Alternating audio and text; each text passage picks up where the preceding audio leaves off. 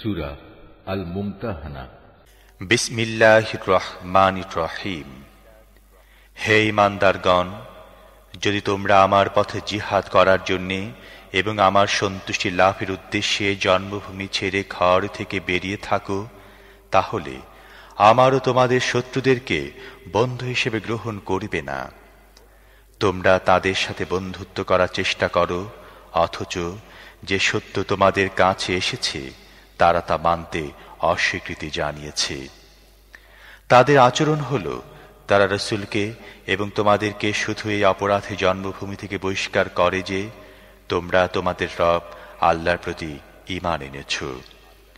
তোমরা গোপনে তাদের কাছে বন্ধুত্বমূলক পত্র পাঠাও, অথচ তোমরা গোপনে যা করো এবং প্রকাশ্যে যা করো তা সবই আমি ভালো করে জানি। তোমাদের মধ্য থেকে যে ব্যক্তি এরূপ করে, নিশ্চিতভাবেই সে সত্য পথ থেকে বিচ্যুত হয়েছে। তাদের আচরণ হল, তারা যদি তোমাদের কাবু করতে পারে তাহলে তোমাদের সাথে শত্রুতা করবে এবং হাত ও জিহ্বা দ্বারা তোমাদের কষ্ট দেবে। তারা চায় যে কোনো ক্রমে তোমরা কাফের হয়ে যাও। কিয়ামতের দিন না তোমাদের আত্মীয়তার বন্ধন কোনো কাজে আসবে, না সন্তান সন্ততি কোনো কাজে আসবে।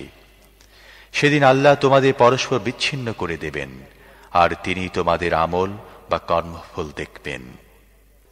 তোমাদের জন্য ইব্রাহিম ও তার সাথীদের মধ্যে একটি উত্তম আদর্শ বর্তমান।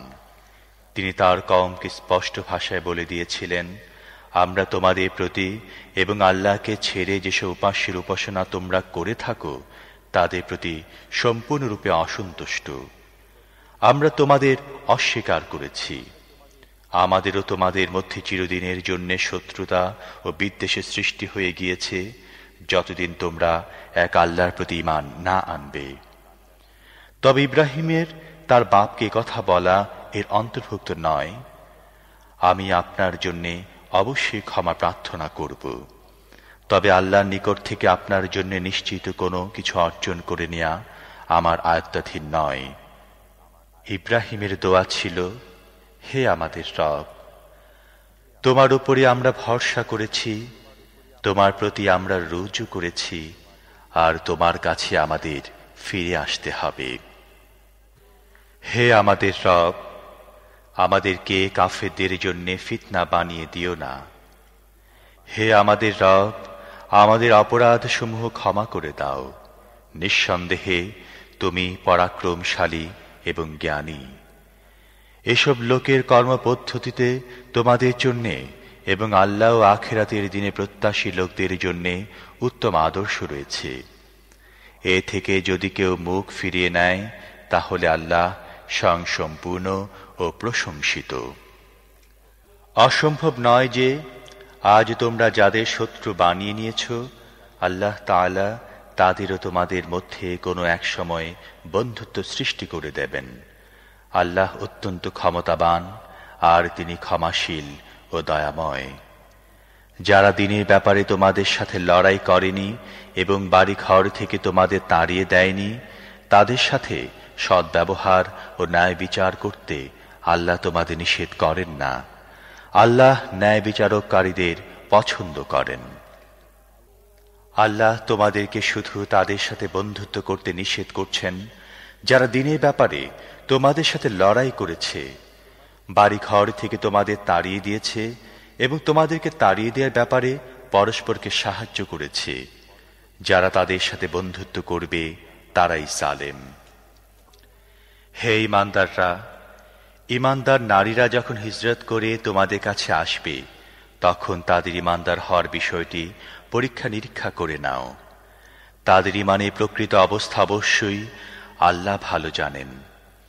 অতঃপর যদি তোমরা বুঝতে পারো যে তারা সত্যি ঈমানদার, তাহলে তাদেরকে কাফেরদের কাছে ফেরত পাঠিয়ে দিও না।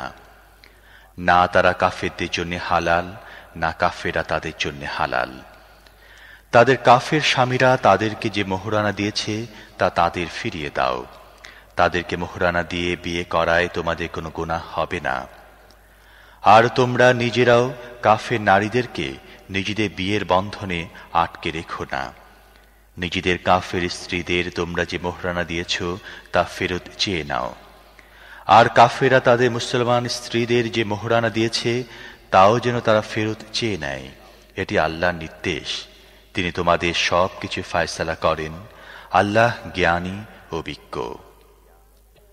তোমাদের কাফের স্ত্রীদেরকে দেয়া মোহরানা কিছু অংশ যদি তোমরা ফেরত না পাও এবং পরে যদি তোমরা সুযোগ পেয়ে যাও, তাহলে যাদের স্ত্রীরা ওদিকে রয়ে গিয়েছে তাদেরকে তাদের দেয়া মোহরানার সমপরিমাণ অর্থ দিয়ে দাও। যে আল্লাহর প্রতি ঈমান এনেছ তাকে ভয় করে চলো।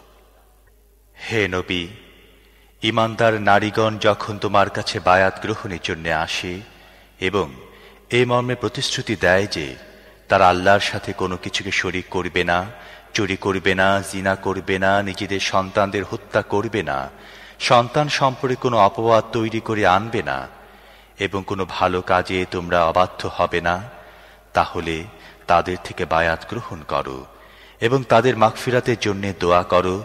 নিশ্চয় আল্লাহ ক্ষমাশীল ও মেহেরবান। হে ঈমানদারগণ, যাদের উপর আল্লাহ গজব নাজিল করেছেন তাদেরকে বন্ধু হিসেবে গ্রহণ করো না। আখিরাত সম্পর্কে তারা ঠিক তেমনি নিরাশ যেমন কবরস্থ কাফেরা নিরাশ।